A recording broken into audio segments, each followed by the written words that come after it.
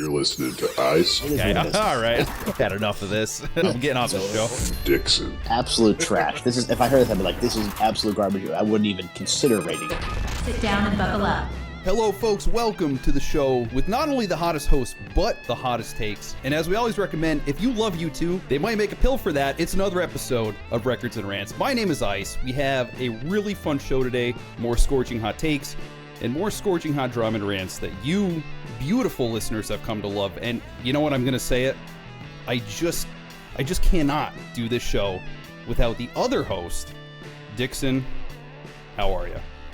Nice. Wow. Coming right out of the gate. you hit all the high points. It's fantastic. Oh, You're thank you. right. Thank you. Yeah, no, we got the scorching hot drama. We got the hot takes. We don't like U2. I think we covered. I think we checked all the boxes. Yeah, there's just about. There's a couple of things you got to check before you enter, and those seem to be like all on top of the list because, as you know, our comment section has been a little bit on fire. We've gotten some really new subscribers, which is great. So we're kind of putting it all together. Yeah. So I hope you guys enjoy this. I hope you keep coming back. And like Dixon said, we like to cover a lot of things. We like to keep it fresh. We like to keep it entertaining. And we're sorry if you like if there's anyone who's still listening, who's hate watches us from like a U2 fan base, they probably freaking hate us. I think every episode I might just take a little dig at like U2 or Nickelback from now on. Yeah, definitely. There's definitely a glutton component to this show. I just want to be punished. I want to hear these idiots. I want to hear these two fat idiots talk about this nonsense and just stew about it. You know? Yeah, just like, oh, I hate these guys. I'm gonna comment. we're pretty good for that because that's a lot of like you said, a lot of scorching hot takes. But that's the thing. It's raw. It's unfiltered. You know. And we said this before, and we're gonna say it again. There's nobody else kind of doing this sort of format. No. On YouTube right now, which is kind of cool. Yeah, absolutely not. I think this is probably the only place that you could come to get this kind of entertainment, this kind of content. Yeah, for sure. Because you know, it's always been part of our sort of our DNA when we first started. Because we knew we wanted to say things. Yes. We just hadn't hammered down our format or what our strengths were, but we kind of really started out doing this sort of thing back in the day. But the focus was a little different, so now we're just kind of tuned everything up and we're good to go. Yeah, we're loving it, and we hope you guys are loving it as well. And another thing we always do on this show is we react to viewer comments, which we always love. No matter if they're negative or positive, just keep them coming. Give us your hot takes, yell at us, praise us, whatever you want to do. But love it all. But Dixon, our latest one is from a semi-popular YouTuber himself. His name is David Prince 918. Guys, go check out his channel. He does his own music, actually. He's an artist himself. Cool. Yeah. He's been with us for a while. We've gone back and forth with him for a while, I feel like. Yeah, we have. He seems like a pretty cool guy. I listened to some of his music, and but he had a comment for us last week, and he said, "You guys should really do a show on XTC. That would be very cool." Oh, really? Okay, I'll have to check them out. I don't know if I'm familiar with them. Yeah, the artist or whatever that might be. I'm honestly not either. We'll definitely have to do some research. Yeah, but we might start taking these requests. I think that'd be pretty fun if we got some more viewer requests to look at bands that we might have heard of. Because, I mean, let's be honest. Up until now, it's very clear that I haven't heard anything and Dixon has heard everything. So yeah, you know, it's that's what's kind of nice about this format. It's the reaction. It's hot takes. It's rants. It's all the kind of those things. So if you suggest something that we haven't already suggested, it's pretty much going to be like a reaction, like basically listening for the first time. At least one of us, maybe both of us, which would be great. Yeah, no, I think those are the most fun when you really break it down. So, Mr. Prince, no, for sure. Thank you for the suggestion. We might take a look at that. Might make a future episode on that. So, thank you again. Dixon, you want to introduce? We have a history with what we're going to talk about today. You and I. I feel like it haunts us. It follows us everywhere, and we just can't escape it. Yes. So for sure, there's definitely history. So this song is, you know, when we collaborate in person, and we've talked about this BTS for years, probably going on a decade now. Yeah. Um, you hear this song, and we'll be at our one of our hangouts, and you're guaranteed to hear the song "Porn Yes. Star Dancing" at some point in the night. That's And we've experienced this, we've heard it, and as soon as those effing guitar chords start up, you know what song is coming. And we've declared it, and we're declaring it now on the show as the worst song of all time. that's right. You heard it here first. Dixon made the declaration. I concur. Porn Star Dancing by My Darkest Days is the worst song ever. We cannot stand it. Yeah, seriously, and it's funny because I think this is kind of like it's one of those genres and bands and sort of songs that probably has like a pretty niche market. Like I know that VH1 did a worst songs ever list, and We Built This City by they're probably Jefferson. They were Jefferson Airplane, then they became Jefferson Starship at some point. So it was probably Jefferson Starship, and I could see that's a pretty bad song. Yeah. Huey Lewis and the News, Heart of Rock and Roll. Another thing about cities, that's a pretty bad song. But this is kind of niche compared to those. Those are kind of everywhere. This song is niche, but it also has that appeal. It's peaked. It's been on the charts. That people know it. They've recognized it. It was on the charts. They've heard it on the radio. And it is just awful. And terrible. It's terrible. And we'll discuss the lyrics because this is actually the first time I really looked at the lyrics. Besides just the fact they say, P Star Dancing. Yeah, I don't even know if we could say that, to be honest with you. Well, I might have to do some editing and censor that out. But yeah, no, this is the first time I actually looked at the lyrics too. Yeah. So I was My Darkest Days. Yeah. I was really surprised when I found out that they were discovered by none other than Chad Kroeger of Nickelback. It makes a lot of sense. I was shocked too, but that makes a lot of sense, doesn't it? Does that make a lot of sense? And the best part about this is they are on a hiatus. I don't know if they broke it up. They were active from 2005 to 2013. And Chad Kroeger heard them and immediately signed them to his record label. And they were like out as a band for like 2 years. And they got signed to a major record deal 2 years later, which is huge. I'm sorry, could you imagine sitting down and listening to My Darkest Days playing a song like Porn Star Dancing or Porn Star and being like, oh wow, oh my god, this is great. These guys are going to be huge. That's exactly the truth. And it's funny because they're a Canadian band, just like Chad Kroeger and Nickelback. If you look at their Wikipedia page, the image for My Darkest Days is like them, like it looks like a ballroom, like a battle of the bands type thing. And this was in 2007, according to the photo.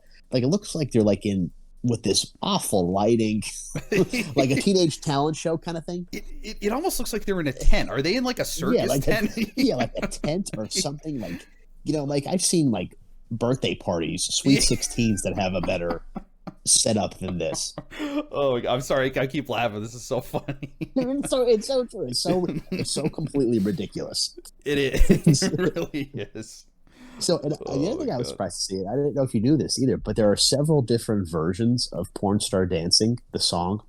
There's the single version, there's the rock version, there's the ludicrous version that became the main version. I didn't realize there was all these different types of song. Yeah, no, I didn't either. And what's crazy to me, why is Ludacris in on this? That's really where did he come from? I thought Ludacris was a decent guy. I don't know. Where is he? What is this? Just a big cash grab? I mean, like come on, Ludacris, do better. Seriously, I don't understand it. Ludacris isn't from Canada or anything. I mean, I don't see I just don't see the association. Yeah, I can't imagine. Okay, like you're Chad Kroeger, you're My Darkest Days. You're sitting around like, okay, well, let's sign these guys to a record. Okay, well, great, we're all in the room, and then it's like, well, let's write a song about strippers, but we'll call it Porn Star Dancing. Oh, this is great. Oh, wow. Yeah. Well, let's do like 6 different versions, like different guitar lead-ins. Oh, cool. You know, we should get Ludacris. Oh yeah, let's get Ludacris on this. Now, how does the domino effect that occurred for this to happen is just unbelievable. They must have been on something. Who knows what? It might have been drunk one night or something, and they just started. Oh, I'm going to reach out to Luda. Like he'll be on this. Yeah, he'll come. Reach out to Luda. Let me BBM Luda real quick. Send him a quick BBM. Like, this is in 2012. You know, like it's like. Oh my god! It really is incredible when you look, because like you listen to this song. And you don't realize that there's so much going on behind it. You start to go down this rabbit hole of like, okay, well, who is My Darkest Days? Oh, well, that's weird. They have that. They're performing in a big top 10. Oh, well, they were signed by the guy who formed Nickelback. Like it's wild. It just keeps adding up. And and I've actually heard of My Darkest Days. I don't know if I ever heard of any of their music, but I'd heard of them, and I didn't know this was their song.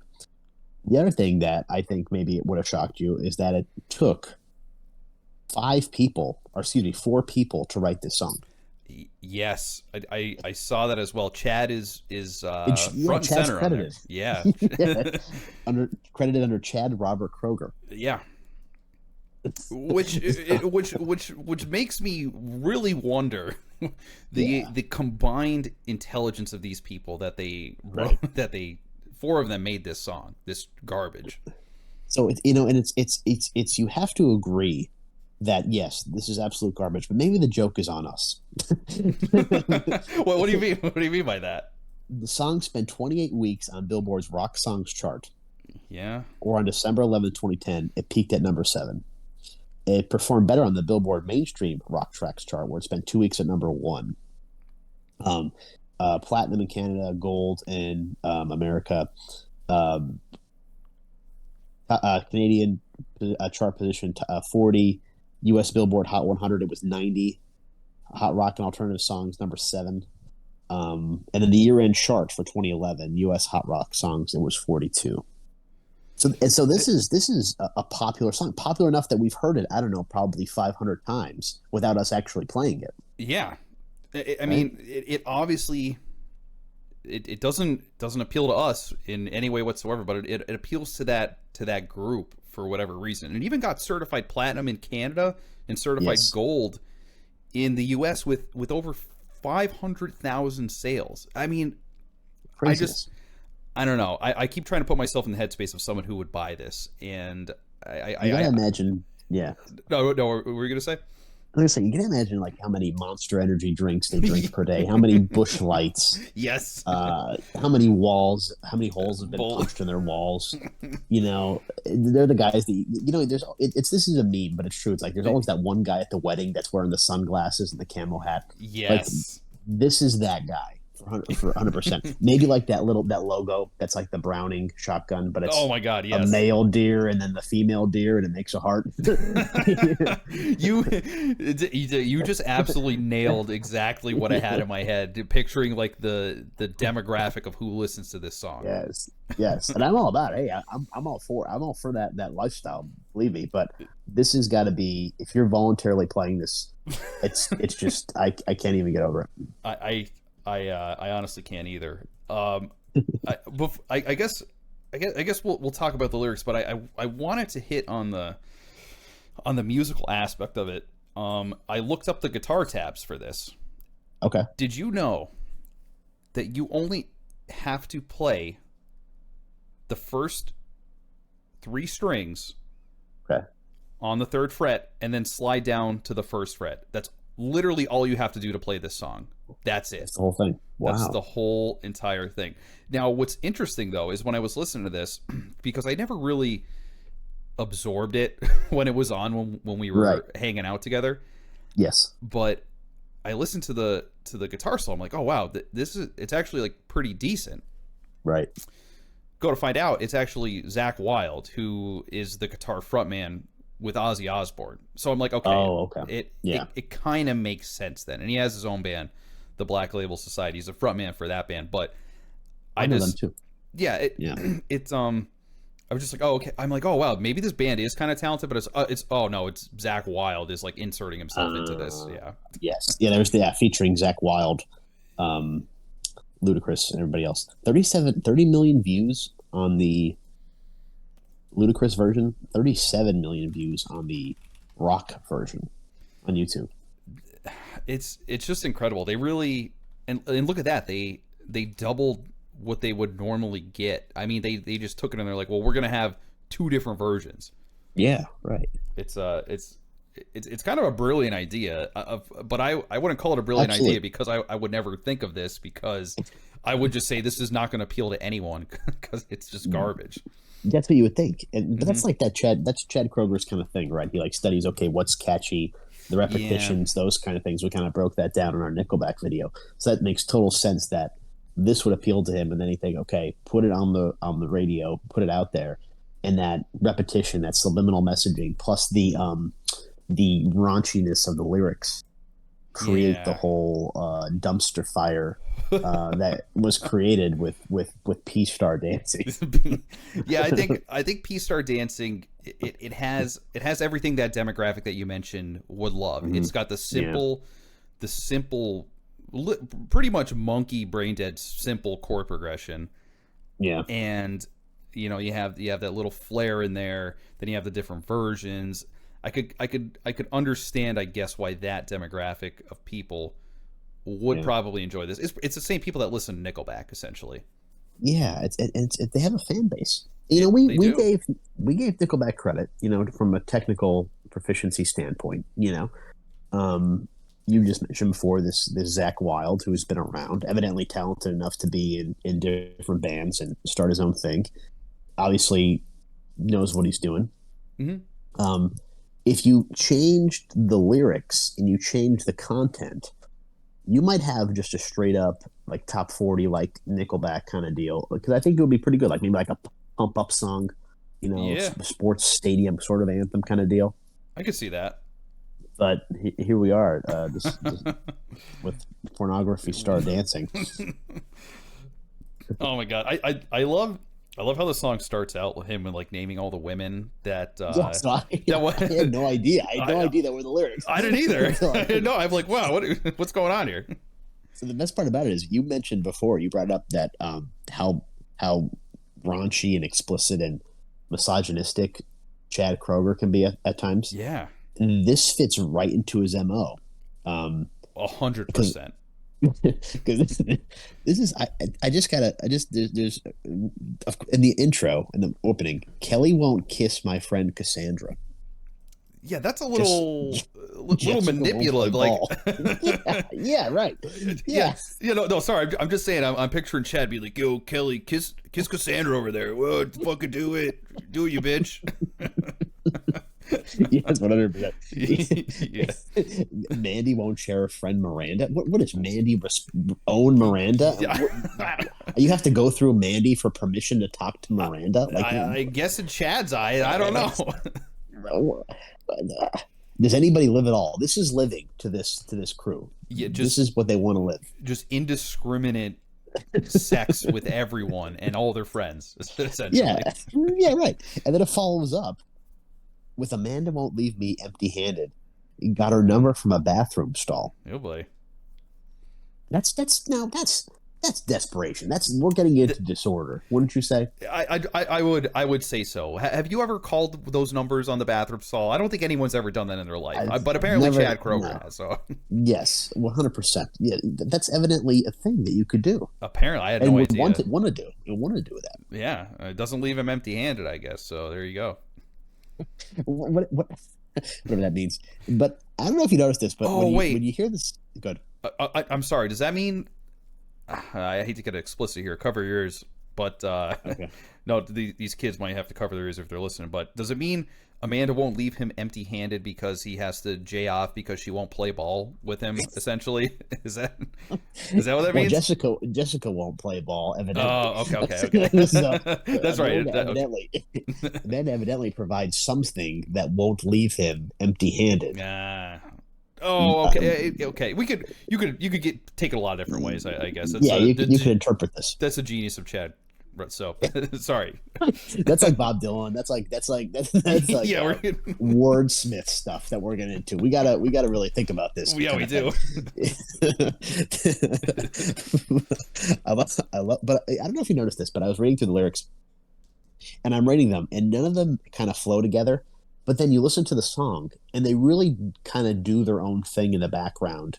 You know, with the chorus, with when he says, "The dollar decides how far you can go with her," which is a really lame lyric. It's a really lame set of lyrics. It is. But you don't hear the "with her" at the end of the lyric in the song. In reality, he's kind of fading out, and it's going into what is eventually going to be the chorus about her wrapping her hands around that pole. Yeah, he's like kind of hiding it. I maybe they knew Right. that it was lame, but they had to like include it in there to make it make sense. But you're right, you don't hear that when you're listening to the song. Yeah, if you were just reading this, you're like, "This is the worst. This is the worst thing I've ever heard." It's even smut. it's straight up smut. You're right, and even like the chorus is kind of distorted. It's just more or less it just fits in with the beat, and it kind of makes its own beat, and I think that's maybe why it's catchy, and attractive. I understand what you're saying, and I honestly feel like that's Chad's style as well. Like that's what Nickelback does. It's like I forget what we said in our Nickelback review, but like the lyrics have their own beat to them, and they like they move, they trudge along with the beat, kind of. Mm-hmm. Yeah. No, for sure. Yeah, I think that it kind of that's evidently a pretty interesting production technique. You know how he has it like layered like that. Yeah. Because it does make it catchier. Like if you were just kind of saying that, it really wouldn't sound all that good. Yeah, 100%. Like you gotta. I feel like you have to add a lot of things to this song to make it good. For the people that like it. Yeah, no, 100% for sure. Mm-hmm. And so, did you watch any of the videos that go along with the song? I did not watch any of the videos. No. Oh my gosh, you are missing out. You are missing out 100%. I'm actually watching it live as we discuss. There's a lot of things going on here. There's a lot of things going on. This is on live on site at the Hard Rock Hotel and Casino. This was in Las Vegas, and yeah. So there's flamethrowers. There's the guy has a mohawk. There's scantily clad women all over the place. Pretty interesting stuff. And the best part about it is that Chad Kroeger is in the video. Yeah, yes, I see it right here. He's getting pretty explicit. You see it, right? And he has a haircut like at that point his hair is cut like a 70-year-old woman, like a oh my god, a vintage Karen style type bob scenario happening with Chad Kroeger in the video for Porn Star Dancing. That is perfect. You could copy and paste that haircut on any like Karen, and it would fit 100%. Absolutely perfectly. Well, what the hell was he thinking with the hair? Forget the hair. Forget that. Like, I don't remember men ever having that style hair. I don't think so. I think that's like a him thing. I think he was trying to make it work, and maybe he was trying to do like like when Macklemore came out and he had that like that kind of fade, and then everyone had that. I think maybe that's what he was trying to do. It's like that. What was that Pidgeotto? What was that Pokemon that everybody says? Pidgeotto. Yeah. Yeah. So the best part about the Chad Kroeger cameo is that he talks about his friend Stacy. So he says Stacy's going to save herself for marriage, but that's just not my style. This is so graphic and so disgusting. She's got a pair that's nice to stare at, but I want girls gone wild. Yeah, it's just more of him pushing himself. Some girl who has traditional values, it's kind of kicking her to the curb, but he's still eyeing up her body and taking it all in. When you consider the logic of this whole thing, you think Stacy with the traditional values would be hanging around this crew that parties with Ludacris and they are into Peace Star Dancing? No, not at all. And what's amazing to me is that Stacy has a brain enough to say, no, I'm good. Like, I'm good. I had enough. But meanwhile, Chad Kroeger makes it a point to kind of call that out and have a problem with it. Yeah, it harkens back to his song "Figured You Out" with the white stains on your dress. Oh yeah, just really explicit estual stuff. But here in this song, we get a more, I guess, kind of persuasive side of Chad, saying like he wants all these. Like I could just picture him going up and harassing these women. Yeah, he wants his girls gone wild, and that's it. Yeah. But then the P-Star dancer gives it to him. Evidently, that's the truth. But just like I read that, I'm like, this is awful. And he's there, and he's lip syncing in the video, obviously what they do in videos, but just like it just looked so terrible. Like the visual aspect of their lip syncing and where they were, it just didn't look good, you know? No, it kind of has this very cheesy look to the entire thing. And and again, I think people of that demographic would love this. They'd be like, "Oh, this is so badass. This is so cool. Like, look at all these girls. Yes. They got all these girls, dude. I want to be like that." I think that's what they're trying to convey. Yeah, for 100%. And you know, when in the chorus or whatever, the dollar decides how far you can go with her. It just really kind of is an insinuation on that these girls will do more than just the regular P-Star dancing if you had given them more than just $1, just $1. That women are expendable, they're for sale. Yeah, you know, you could buy their bodies, and you know, you could buy their body. What you said that you could buy their bodies. You buy their bodies. but listen to this. It could even go farther. Yeah. Now there's a comment on this video. This woman said this song kicked off my stripper career. Oh, okay. Isn't that interesting? It is interesting. No, because I'm no stranger to the strip clubs. I know you're not a fan. Yeah, we've had a lot of BTS discussion on this. You're not a fan. You're not. It's not your thing. Which is fine. It's not for everybody. Sure. And I've heard this in this venues as well. But to me, if I'm a woman, you know, and I'm an exotic dancer. Mm-hmm. I don't know how this would be. It's not. I guess it's a celebration of that. But it's more if you really maybe they don't even hear the lyrics because it's more focused on the beat and the movements with the beat. It seems like it's like they're making them like worthless. Yeah, you know? I hate to have a real feminist moment here, but I am. And it's the truth. It is. It's the truth. No, you're absolutely right. Yeah. Like maybe this stuff might have flew with Chad, but. I don't know. Yeah. It really is talking down to the whole profession. It's not. Maybe he thought it was a celebration of it in his head, but it really does come off as more demeaning than anything. Yeah, I don't see it. You know, if I'm an exotic dancer, I mean, think about how everybody's like, let's go to the strip club, whatever. Mm-hmm. Think about the position that you're in. You're paying to get in there. You're tipping them if you're a decent customer. They have all the power in this situation. Yes. And it should be, if I were an exotic dancer, a stripper, a P-Star dancer, I would choose songs that would, show off my moves, but also then, sort of empower me. Because it's the truth, I have the upper hand over all these dopes sitting here, in reality. Of course. Yeah. So that's an interesting comment, but I could see how that would kind of maybe kind of get you riled up a little bit. Yeah, no, absolutely, and I don't know. Maybe these comments are half-hearted. Maybe they didn't actually do this, but a lot of people do seem to quote adore this song. They say it's awesome. Wow. It's the perfect version.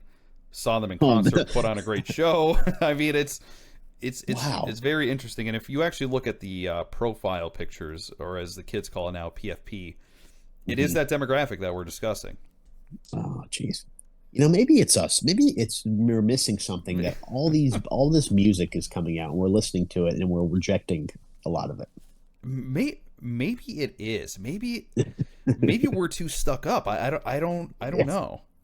No, but then let's be fair. Then you gave Pet Sounds a poor rating. Mm-hmm. We have to cut that out. We have to cut that section out and put that up for everybody to see now that we're in our Ice and Dixon records and rants phase. But so I don't know if it's a stuck up thing because you've been. I think you're the perfect one to rate things because you're kind of unbalanced or you're kind of balanced and unswayed by any preconceived notions because a lot of the stuff you haven't heard before. Yeah, like for instance, Dave Matthews. Like I love that band. Yeah, I'm 100% biased, but you're right. Like songs like that, just a casual music enjoyer. Right. I feel like I guess. In that aspect, I guess I do come in with a blank slate, essentially. Yes. And, I wouldn't say Dave Matthews. I mean, I hate to say it, I wouldn't say Dave Matthews is inaccessible or highbrow or, No.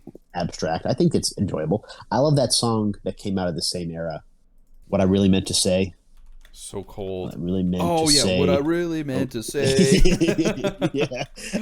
Crossfade is the band. And Crossfade, yeah. I love that. I love that video and I love that band because they had a guy at one point who was like a semi DJ, like would do like the synths and stuff. Yes. And in the video, all he does is he sings the chorus, "I never meant to be so cold." He's got like a hat with the Maltese cross, like that West Coast Choppers. And Yes.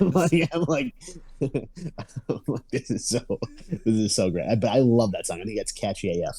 See, now that is a song from this whole kind of genre that I could get into, because that is a good song, and I feel like they're kind of doing something different with it. It's been a long time since I've listened to it, but so I guess I can't really deep dive it, but yeah, it's a more passionate song.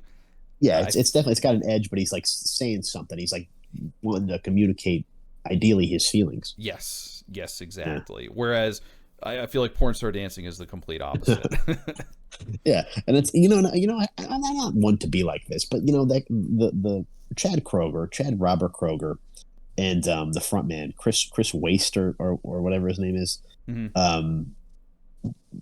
If I were a P-Star dancer, I wouldn't choose to be P-Star dancing for them.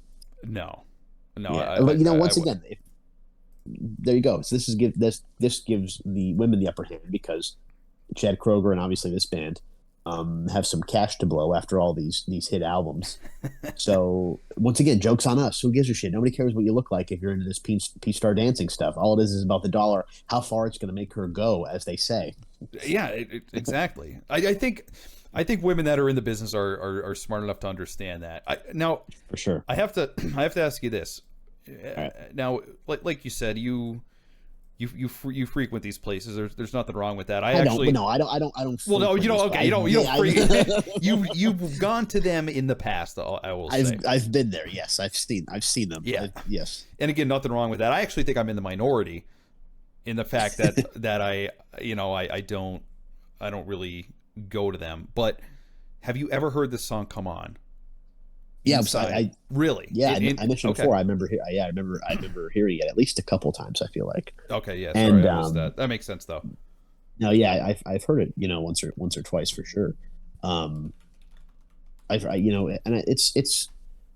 I will say that a lot of, from what I can recall, like you never go there. Like, oh, let's just go there like at 5 o'clock on a Friday night or something. You know what I mean? Like, it's never it's always like 2:30 in the morning. Like, oh, let's go. Yeah. You had a few drinks. You're really getting ready to get into it. Yeah. No, I understand. Yeah, it's like oh, let's go. And it's usually because like they're open later, whatever it might be. Mm-hmm. But from what I can recall in my experiences at these places, is that there is like sort of a playlist that has like an edge to it, like a hard rock edge, some country, some new like Cardi B type stuff. Yeah, not like new, but like in the last couple of years. Mm-hmm. So like I think there's like a mixed bag, but yes, I've definitely heard this song. So it's interesting. I don't recall what the performer looked like. Okay, so I guess what we're getting at is we do not like this song at all. We actually hate it. We think it's the music, musically it's bad. Yes. Lyrically it doesn't flow, and also is degrading to women. Not like we're big feminists either. I mean, I feel like Dixon and I we definitely wouldn't say that we are. But we also understand when Chad is just being an S bag here. Yeah, for sure. I feel like that's almost his MO. But anyway, I feel like all around this is just a trashy, sleazy, cheesy song. And I don't there's no talent behind it. The people that played it haven't even written it. And I can't get over the fact that the entire song is 2 notes the whole time. That's incredible. Yeah. It's insane. It really is something else. So John Lennon said, "All you need are three chords of the truth." So they have two chords, and they have the farthest thing from the truth I could possibly imagine of what is porn star dancing. And what's funny is that this band, they were popular. 2010 peak chart position #1. 2011 Move Your Body US chart 23. Every Lie 24. Their follow up, their biggest hit after that, 2020, Casual Sex, which peaked at 22. Yeah. I mean, they were around. They were popular. It's insanity. Yeah, they got a lot of play for this one single song. Mm-hmm. This single that they released in 2010. And I think that kind of launched them into the whole thing. So I guess the good thing that you could say about Porn Star Dancing, at least for them, is that it kind of brought them into the spotlight. Maybe that's the secret. You just got to sell out. You know what, Dix? I think that's what it is. I think you just got to sell your soul. In order to get popular, just sell your soul. Say like, oh, what are these idiots going to like? Okay, let's play that. Like, really simple stuff. Oh, we'll get Zakk Wylde on here. That'll give us some stuff. Oh, we'll get Ludacris. That'll bring some play. And then that's it. That's all you got to do. You look at, like, I think the country version of this stuff is like, we talked about before, but like Luke Bryan. Luke Bryan has the country girl, Shake It For Me, all these kinds of things. I hate that song. From what I understand, he was trying to be a rock musician, an alternative, or not maybe an alternative, but like a mainstream rock musician. Yeah. And that didn't work out, so he went country. So maybe you just got to sell out. I think you're absolutely right. Yeah, because Luke Bryan, he didn't work out for him. So okay, I'm going to do country. I'm going to sell out. It really just screams these people not following their passion like we do. For sure. And just 100%. And just like you said, just appealing to the masses. 100%. What I thought was interesting is that one of their big tours, they toured with Skillet. And Skillet is a Christian hard rock band. See, I'm not familiar with them, but I'm not either. I don't know any of their songs, but I know that they are a Christian hard rock band. So I don't know if this is part of their content or if they just identify like that or what. But it seems like interesting that they would share a stage together. I was just going to say, how do they cope with the fact that they're singing about women being oogled at by these guys and also the degrading of traditional values? That's pretty interesting, isn't it? That's really interesting, actually. I did not know that. Yeah, I mean, that's that. Like I said, the facts that we've seen and we talked about are just amazing because they keep getting stranger. They do. This was this is why I love when we do deep dives on singular songs from bands that we're not really familiar with, because it really does. Yeah. It leads you down a rabbit hole, and I'm sure some of the viewers and listeners, they probably don't know this either about this song that they no doubt have heard. 100%, absolutely. Yeah. So it's always fun to see where it goes and where it leads, and that's that. Yeah, absolutely. Now, I guess we've come to the part that I'm sure everyone loves, is our rating. Should we give a rating on singular songs? I think we do that. Yeah, we should. Yeah, we should do that. Let's do that. Let me go first because I get it that the lyrics are trash, the band is trash, the chord progression's limited, the proficiency from the featured member Zakk Wylde. Okay, different story. Sure. Ludacris, decent guy. I like some Ludacris' stuff. I think it's a bad song, but if I'm being objective, we have to be. If I'm being completely objective, if 10 is the best, 1 is the worst. We've rated bands like the Smiths on the show, Joy Division. We've talked about Morgan Wallen. We've talked about Nickelback, Tame Impala, all ends of the spectrum. I think you have to put this song, and I think you could probably sum up the whole band with this song. I don't think it's that bad in terms of production and things like that. Yeah. So I think if 1 is the worst, overall I would give this song like a 4. Okay. Yeah, and that's very subjective with the lyrics, everything else. I think there's production and maybe some of the featured artists were kind of the saving grace, and that's where I got a 4. I I would definitely agree with you on that. Let me ask you really quick an interesting question. If you took objectivity completely out of it, what would you rate it? This is absolute trash. This is, if I heard this, I'd be like, this is absolute garbage. I wouldn't even consider rating it. Wouldn't even consider rating it. That's fantastic. Wow, that is really saying something. Wow. Yeah, if I had to give it a complete hot take, like without even thinking of it, I'd be like, no, this is awful. This is the worst song I've ever heard. Which I think it is. I think it is the worst song I've ever heard. Yeah. But but if we're looking at it from a certain angle, there are some redeeming qualities. I'm fully on board with you. I absolutely understand what you're saying. I totally agree. I think Zakk Wylde elevates it with that short, nice little guitar solo. He really rips it. He does. The production, yes, it's there, and again, if I'm putting myself in the shoes of the demographic that they're trying to get at, this is a good song for those people. See, now I was gonna go in the 3s. I really was. I was gonna go like a high 3, but I think I'm gonna have to stick with you, Dixon. I think I'm gonna have to stand by you and say a 4 on this one as well. Okay, good. Yeah, I think that's fair if we're being objective. I think it's fair because there are some things to consider redeeming qualities. But if you're asking for straight up hot take, I mean, you always said it. This is the worst song of all time. You always say, I hate this song. I hate it. I remember you telling me that. I know. Seriously, when it comes on, it honestly ruins my mood. I look around I'm like, who played this? Who the hell? Yeah, who played that? Wherever we are, we should, next time it comes on, Dixon, and we're together, we should just stand up and say, who played this? We want to just take a tally of who plays this song. Who the F would play this damn song? You're out having fun with your friends, and you're gonna play this song. Yeah, what is wrong with you? We do an interview. Like, what do you like? And almost an interrogation. Why do you like this? What is it about it that makes that you enjoy?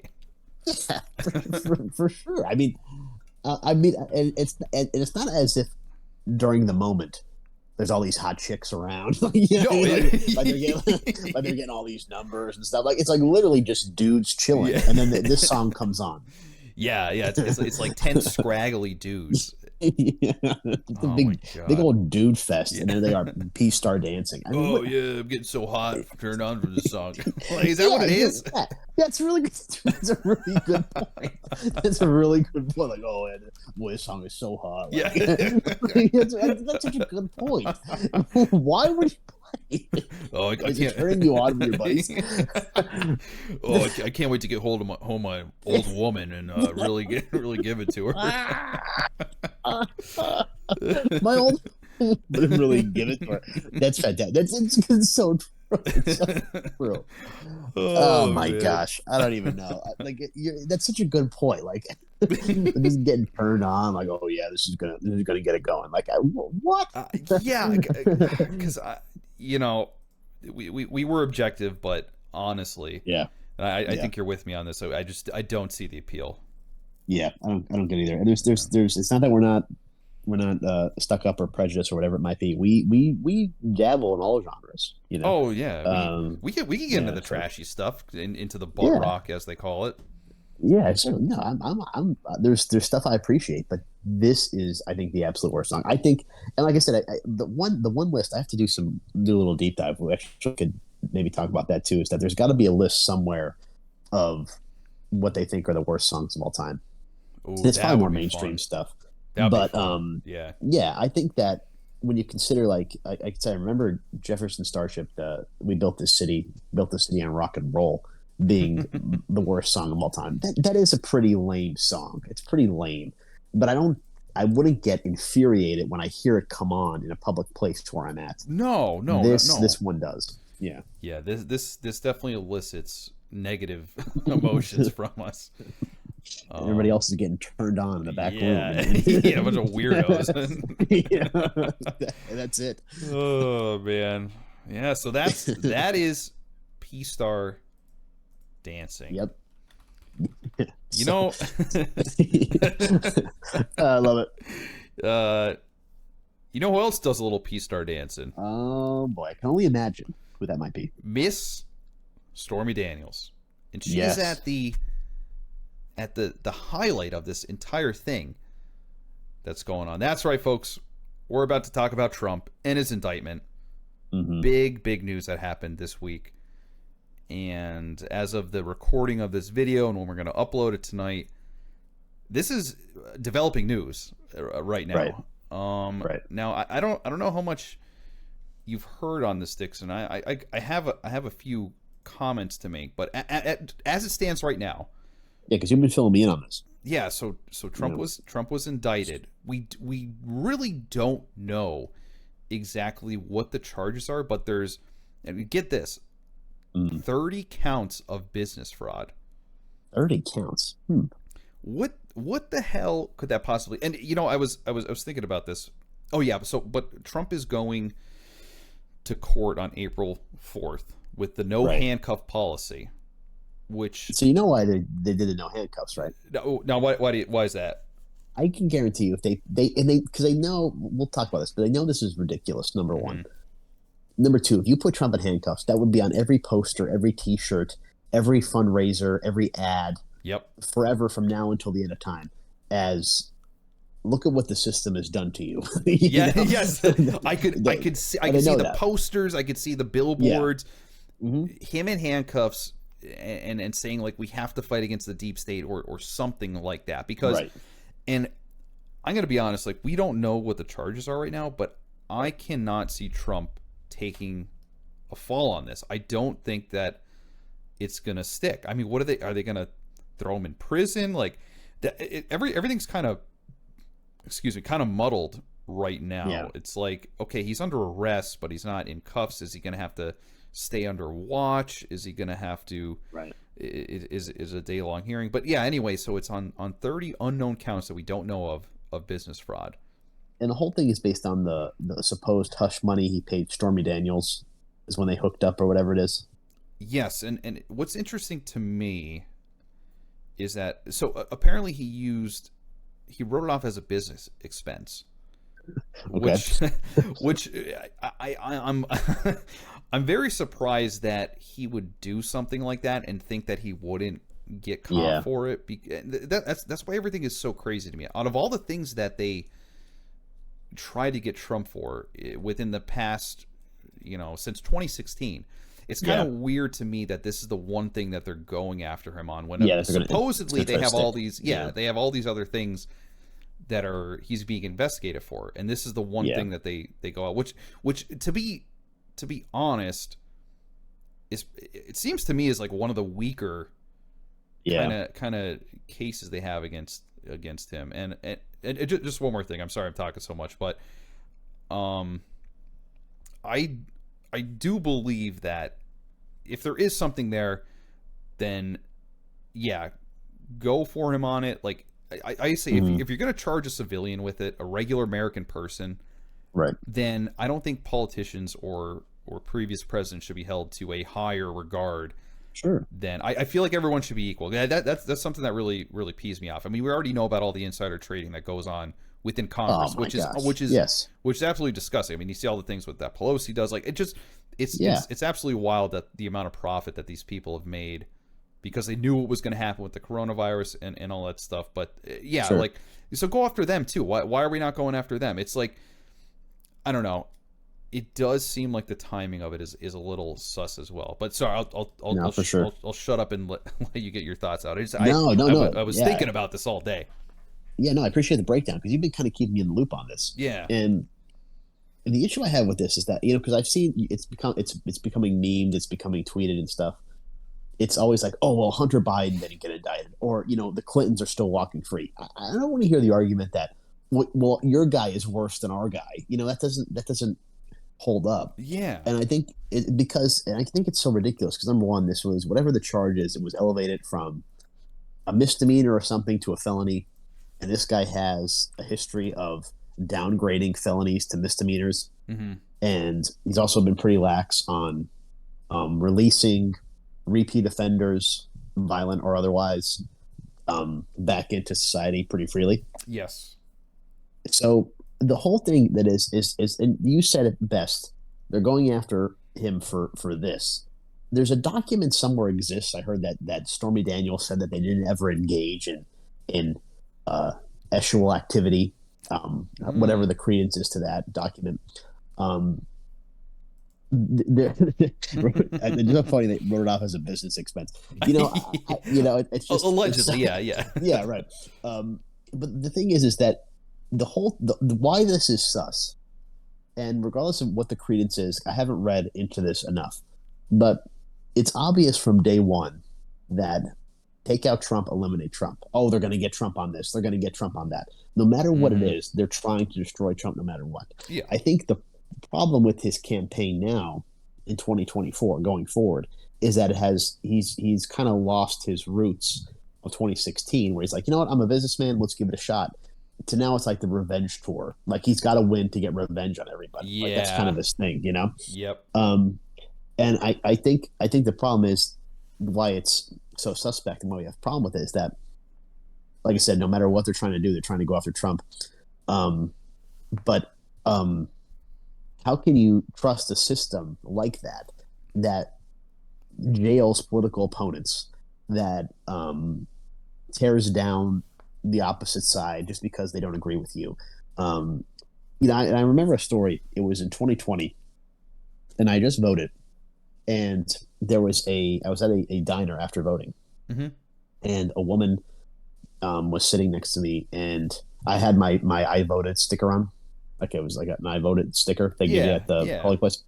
So I had the sticker on, and she goes, "Oh my gosh, did you just get done voting?" I said, "Yeah." She goes, "Was this your first time voting?" And I'm like, "No." I said, "I voted a few times before." This one was a lot older than I was, and she said, "This was my first time voting. I wanted to go and I wanted to vote for Trump." Really? And I was so nervous when I went to vote, but I did. I went in, I voted, and I was so nervous. Now, after the whole thing of 2020, now you're considering this, the last several years of going after Trump. How is somebody like that ever going to vote or trust the system ever again? that in good faith, that there are people out there that there's the checks and balances, that regardless of who you are, you're held accountable. But to go after these political hit jobs is just craziness. And how do you allow people to trust you that are supposed to be in charge and uphold these standards with anything ever again? Exactly. I totally agree. I get what you're saying. It's like, yeah, you have this going on, and you have these people, like you said, that have been energized by Trump, that like you said, have gone out for the first time, which is a pretty amazing story. And and then you see, she was scared to vote and all that stuff, but now you have this coming out, and it's like, oh, the system's going after Trump, and that's how he's putting it. And the timing of it is, of course, suspect. They dragged their feet on it, they dragged it, and then suddenly it comes out right when the presidential, everyone's announcing, people are going to start to come out, and then this happens. Sure. Yeah. So for sure, the timing is very suspect. It's kind of scary when you think about it. It's like, now we're just going to try to jail people that are our political opponents. Yeah, 100%. And Elon Musk tweeted when the rumors first started, because I remember I was talking to people about this. I'm like, oh, we were talking behind the scenes, and we're like, oh, Trump's getting arrested, and we're like, well, who said he's getting arrested? And like, oh, Trump said he's going to get arrested. Yeah. So like, oh, is he really going to get arrested? And then it was Elon Musk tweeted, like, if he gets arrested, it's guaranteed victory in 2024, all this kind of stuff. And we talked about this on the show. We'll see how it kind of plays out. I think the fact that there's a no handcuffs policy, that they're allowing him to be arraigned a few days later, I mean, I think it shows that this is a stunt. It's out there, and look at what we're gonna do. And like I said, we'll see how it plays out. I don't know. I guess just the last thing that I want to say is, do you think that this is any kind of retaliation from the Clintons about, what Hillary went through when she was getting grilled about Benghazi? Oh yeah, there's that Clinton connection with everything. Yeah, I really wonder. Crazy. It's craziness, because they have been set up. They moved to New York to get Hillary a Senate seat. Trump has had that whole thing, Hillary for prison and all that kind of stuff. It's interesting, the context of the whole thing. I don't know for sure. I don't want to go out on a limb and be a conspiracy guy, even though I'd say 90% of conspiracy theories the last several years have end up being the truth. Yeah, But, unfortunately, yeah. yeah, but I wouldn't put anything past anybody, especially when it comes to Trump, because they hate Trump. They hate Trump. They hate everything he stands for. But the thing is that they created Trump. I mean, The Apprentice, NBC's #1 show for years. He's in movies. He was in Home Alone 2 for that scene. He was on The Fresh Prince of Bel-Air. He's been in rap songs. And Trump was an idol before he became a politician, which is just something to consider on this whole thing too. Yeah, and he was not. You're absolutely right. They built him up. I hadn't really thought about that. And something else, you just mentioned something, and it made me think. It's like they're always going after Trump. They're always going after him. It's all these negative hit pieces on him, whatever. Right. And then this comes out. It just makes you think. It's like, well, they've always been going after him, so they're going after him now. If there was nothing like we saw from 2016 through his entire presidency of all these constant hit pieces, the walls are closing in on Trump, we're going to get him this time, blah, blah, blah, and then it all fell flat.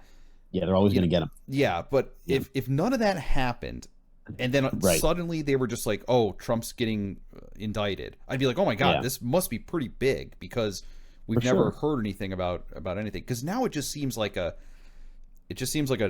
what's a nothing burger, because it's like, well, they always try to do this. They've always been trying to do this. And again, if he's done something wrong that a regular American citizen would get in trouble for, then I would say go 100%. After him.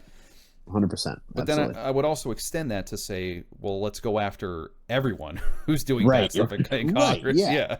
Like you said, I mean, a good place to start would be the insider trading that occurs, because they all make, what is the salary? $175 a year, and they're all millionaires and millionaires and millionaires 10 times over, these big mansions and stuff. Yeah. I mean, that's anything. I think, when you're talking that kind of money, that's comfortable living. There's no doubt. I don't think your happiness tied to financial gain can increase that much more at that level of money that you're making in Congress and the Senate and everything else. Mm-hmm. But to have the amount of cash flow, I don't see that turning over every single year that you're just multimillionaires. Nancy Pelosi is a multimillionaire.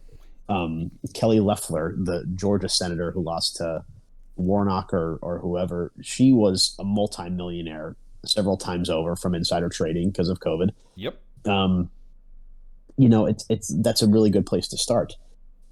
It all comes back to the fact that at some point, okay, we're going to get Trump. Maybe you should probably get Trump. Why are you doing it now if you could have got him before this? Yes, that's the big thing. Yeah. And I think the other thing too, and I think the other reason to consider why this is sus, is that the DA in Manhattan, in New York City, he has nothing better to do than have panels and committees and all these things. If he had this really slam dunk case against Trump, that he has nothing better to do. You have rising crime in New York City. Yes, everybody's leaving. They lost a couple congressional seats because of people are leaving New York. Tell me there's nothing else this guy could focus on. But let's go after Trump for this really serious charge that happened several years ago. Like, what? It doesn't make sense, like you said. That's a really good point. It could be just him saying like, oh, well, I gotta up my my publicity here. I gotta make myself look good. I mean, yeah, I don't know. It just seems like we have these things happening in Congress that are illegal right before our eyes, and no one does anything about it. Like you said, really good point. They have a salary of $175,000, yet they're all millionaires. Very, very sus. Very, very sus. And eventually, maybe when you're retiring, sure, you're going to have a nice nest egg. But like to live real time with how you're living with multi-millions of dollars just accessible at any moment, that's definitely some kind of shady stuff going on. 100%. I think we got to start buckling down and doing that. And you know what? Not gonna lie, if Trump gets through this and he makes it on the other side and wins, I honestly think the revenge is gonna come, and pretty hard too. I don't know how any college or university can have like marketing, communications, public relations degrees since 2016 with Trump, who basically had no resources, was tweeting and changed the whole dynamic of communication and everything else for like forever. And it's such an interesting study, from how he said if you could go through these things and still it ends up sort of working out for you. I mean, he lost the last election. It's just such an amazing study. I don't know how you could justify saying, "Oh, pay $80,000 and we're going to show you how to do PR." Well, why don't you just look at Trump's campaign? Yeah, absolutely. You're 100% right on that. That's an interesting thought. But no, you're right. He knows how to do it. Amazing, And you know what else?